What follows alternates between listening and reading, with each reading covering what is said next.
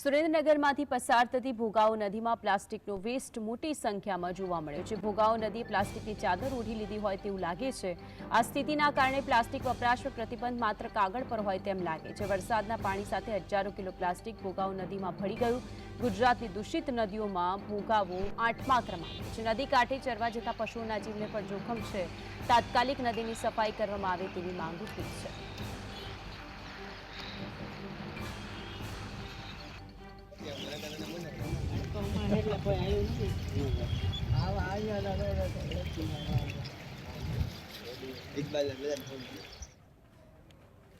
તો આ અંગે વધુ માહિતી માટે સંવાદદાતા ફઝલ જોડાઈ ગયા છે। ફઝલ, જે ભોગાવો નદી પર પ્લાસ્ટિકની ચાદર ઢંકાયેલી જોવા મળે છે ત્યારે તંત્રની કામગીરીની સામે પણ સવાલ ઉઠી રહ્યા છે। વિગતો શું છે ત્યાંથી? ખાસ કરીને સમગ્ર ગુજરાત રાજ્ય અને સુરેન્દ્રનગર જિલ્લામાં પ્લાસ્ટિક વપરાશ ઉપર પ્રતિબંધ મૂકવામાં આવ્યો છે। તે પ્રતિબંધ માત્ર કાગળ ઉપર હોય તેવું લાગી રહ્યું છે, કારણ કે સુરેન્દ્રનગરની જે ભોગાવો નદી છે તે જોડિયા શહેરોને જોડી રહી છે। આ ભોગાવો નદીએ જાણે પ્લાસ્ટિકની ચાદર ઓઢી લીધી હોય તે પ્રકારના દ્રશ્યો છે તે સર્જાઈ જવા પામ્યો છે। ખાસ કરીને ધોળીધજા ડેમ ઓવરફ્લો થયા બાદ નદીમાં નવા નીરની આવક થઈ હતી, પરંતુ આ નવા નીરની આવક સાથે હજારો કિલો પ્લાસ્ટિકનો વેસ્ટ કચરો પણ ભોગાવો નદીમાં તણાઈને આવ્યો છે। ઉલ્લેખનીય છે કે રતનપર, જોરાવનગર, વઢવાણને જોડતી આ 7 કિલોમીટરના અંતરમાં આવેલી ભોગાવો નદીએ જાણે પ્લાસ્ટિકની ચાદર ઓઢી લીધી હોય તે પ્રકારના દ્રશ્યો છે તે ભોગાવો નદી ઉપર સર્જાઈ જવા પામ્યા છે। તંત્ર મોટી મોટી વાતો કરતા હોય છે કે પ્લાસ્ટિક વપરાશ ઉપર પ્રતિબંધ મૂકવામાં આવ્યો, અને ખાસ કરીને સુરેન્દ્રનગર શહેરી વિસ્તારમાં તો નાના વેપારીઓ હોય ત્યાં દરોડા પણ પ્લાસ્ટિક વેચાણ વપરાશની ચીજ વસ્તુઓ ઉપર પાડતી હોય છે। પરંતુ વાસ્તવિકતા એ છે કે સુરેન્દ્રનગર શહેરી વિસ્તારમાં હજુ પણ પ્લાસ્ટિકનો ઉપયોગ થઈ રહ્યો છે। તેનો બોલતો પુરાવો છે તે સુરેન્દ્રનગરની ભોગાવો નદી વ્યક્ત કરી રહી છે। જાણે પ્લાસ્ટિકની ચાદર ઓઢી લીધી હોય તે પ્રકારના દ્રશ્યો છે તે ભોગાવો નદી ઉપર સર્જાઈ જવા પામ્યા છે।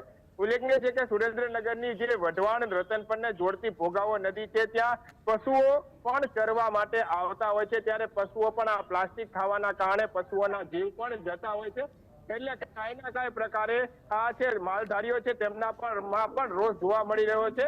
નદીની સફાઈ કામ માટે દર વર્ષે કરોડો રૂપિયાનું બજેટ ફાળવવામાં આવતું હોય છે, પરંતુ આ જે ફાળવવામાં આવતું બજેટ છે તે પણ માત્ર કાગળ ઉપર હોય તેવું લાગી રહ્યું છે। ત્યારે હવે તાત્કાલિકપણે આ પ્લાસ્ટિક મુક્ત ભોગાવો નદી કરવામાં આવે તેવી લોક માંગણી ઉઠવા પામી છે। જી, આજે ભોગાવો નદી છે તે દૂષિત નદીઓમાં 8મા ક્રમાંકે આવી છે।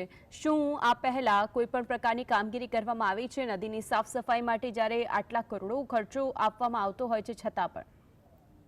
ખાસ કરીને દર વર્ષે જે ગુજરાત રાજ્યની નદીઓ છે તેમનો રિપોર્ટ સરકાર દ્વારા મેળવવામાં આવતો હોય છે, ત્યારે ચાલુ વર્ષે જે રિપોર્ટ રજૂ કરવામાં આવ્યો છે તેમાં ગુજરાત રાજ્યની સૌથી દૂષિત નદીઓમાં 8મા ક્રમાંકે સુરેન્દ્રનગરની ભોગાવો નદી આવી છે।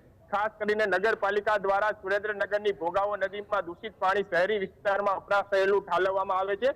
બીજી તરફ જીઆઈડીસી વિસ્તારના કચરાઓ, ઘન કચરાઓ અને મેડિકલ વેસ્ટની જે વસ્તુઓ છે તે પણ ભોગાવો નદીમાં નાખવામાં આવે છે। એટલે ભોગાવો નદી પહેલાથી જ પ્રદૂષિત છે। ગુજરાત રાજ્યમાં 8મા નંબરની પ્રદૂષિત નદીમાં ભોગાવો નદી સામેલ છે।